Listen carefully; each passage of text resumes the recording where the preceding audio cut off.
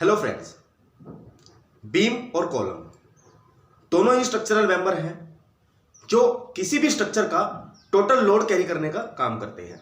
पर बहुत से सिविल इंजीनियर्स और खासकर फ्रेशर्स को इस बात में अक्सर कंफ्यूजन रहती है कि बीम और कॉलम इन दोनों में अंतर क्या होता है। वैसे आप ये भी कहेंगे कि यार ये कोई बताने की बात है कि बीम और कॉलम क्या होता है, ये तो हर कोई जानता है। पर अगर आप इस वीडियो का थंबनेल देखकर इस वीडियो को देखने के लिए आए हैं तो इसका मतलब यह है कि आपको इस टर्म में कहीं ना कोई कंफ्यूजन तो जरूर रही होगी। मैं आपको बता दूं, वैसे तो कॉलम और बीम एक सिंपल टेक्निकल टर्म है जिसके बारे में हर कोई जानता है कि बीम क्या होता है और कॉलम क्या होता है। पर आज मैं आपको इन दोनों के बीच के 12 ऐसे मेन डिफरेंसेस बताऊंगा जो शायद आप जानते भी हों और न भी जानते हो। तो जानने के लिए मेरे साथ अंत तक वीडियो में बने रहें। चलिए वीडियो को शुरू करते हैं। तो फ्रेंड्स, सबसे पहले हम जान लेते हैं इन दोनों की डेफिनेशंस के बारे में कि बीम क्या होता है और कॉलम क्या होता है। तो जनरली किसी भी स्ट्रक्चर का वह हॉरिजॉन्टल मेंबर जो ट्रांसवर्स लोड को रेजिस्ट करता है उसे बीम कहा जाता है। जैसा कि आप इमेज में देख रहे हैं, यही बीम है। अब अगर हम कॉलम की बात करें तो किसी भी स्ट्रक्चर का वह वर्टिकल मेंबर जो बिल्डिंग का एक्सियल और eccentric load carry means resist करता है उसे कॉलम कहा जाता है। ओके फ्रेंड्स, दूसरी हम बात करते हैं लोड्स के बारे में कि ये दोनों मेंबर बिल्डिंग्स के लोड को कैरी कैसे करते हैं। तो मैं आपको बता दूं कि बीम लोड को लॉन्गिट्यूडनल एक्सिस के परपेंडिकुलर कैरी करते हैं और कॉलम लोड को लॉन्गिट्यूडनल एक्सिस के पैरेलल।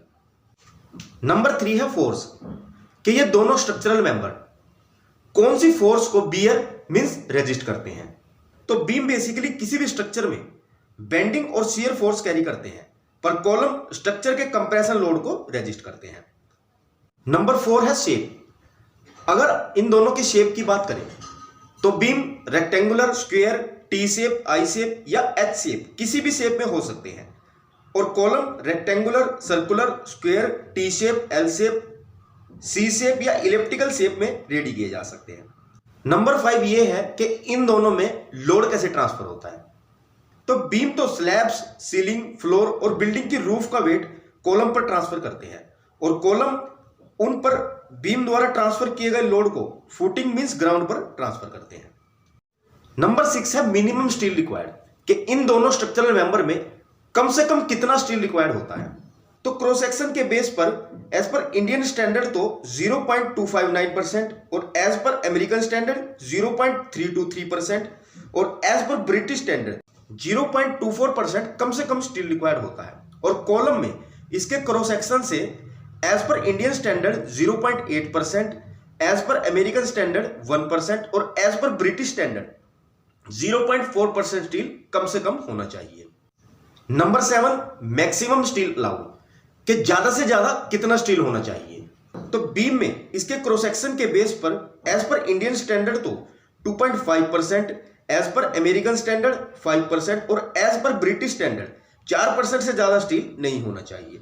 और कॉलम में इसके क्रॉस सेक्शन से as per Indian standard 6%, as per American standard 8% और एज पर ब्रिटिश स्टैंडर्ड 6% से ज्यादा स्टील नहीं होना चाहिए। नंबर 8 था मिनिमम विड्थ रिक्वायर्ड कि कम से कम इन दोनों स्ट्रक्चरल मेंबर की विड्थ मींस चौड़ाई कितनी होनी चाहिए।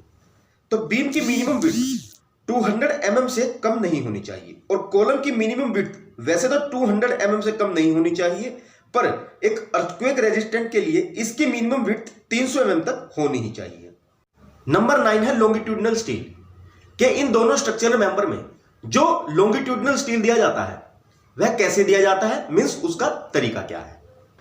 तो इंक्लाइंड बीम और स्टीरअप्स पर वर्टिकल लोड पड़ने से जो बेंडिंग मूवमेंट आती है उसे रेजिस्ट करने के लिए आरसीसी बीम में लॉन्गिट्यूडनल स्टील 2 फेसिस में प्रोवाइड किया जाता है, पर एक आरसीसी कॉलम में कंप्रेशन को रेजिस्ट करने के लिए लॉन्गिट्यूडनल स्टील सभी फेसिस में प्रोवाइड किया जाता है। नंबर 10 है नेसेसिटी। क्या ये दोनों स्ट्रक्चरल मेंबर किसी भी बिल्डिंग में जरूरी है? क्या इन दोनों के बिना बिल्डिंग नहीं बनाई जा सकती? तो फ्रेंड्स, मैं आपको बता दूं कि कोई भी बिल्डिंग बिना बीम के तो बनाई जा सकती है पर बिना कॉलम के नहीं। नंबर 11 है केयर एंड ऑब्जर्वेशन के कंक्रीटिंग और शटरिंग करते हुए इन दोनों मेंबर्स की कितनी केयर और ऑब्जर्वेशन करने की जरूरत होती है। तो एक आरसीसी स्ट्रक्चर के केस में बीम जनरली स्लैब के साथ ही कास्ट कर लिए जाते हैं, जिसमें दोनों कंक्रीटिंग और क्यूरिंग में एक ग्रेट केयर की जरूरत होती है। पर क्योंकि आमतौर पर कॉलम स्मॉल बैचेज में कास्ट किए जाते हैं, इसीलिए आरसीसी स्ट्रक्चर के केस में कंक्रीटिंग और क्यूरिंग के समय इन्हें इग्नोर किया जा सकता है।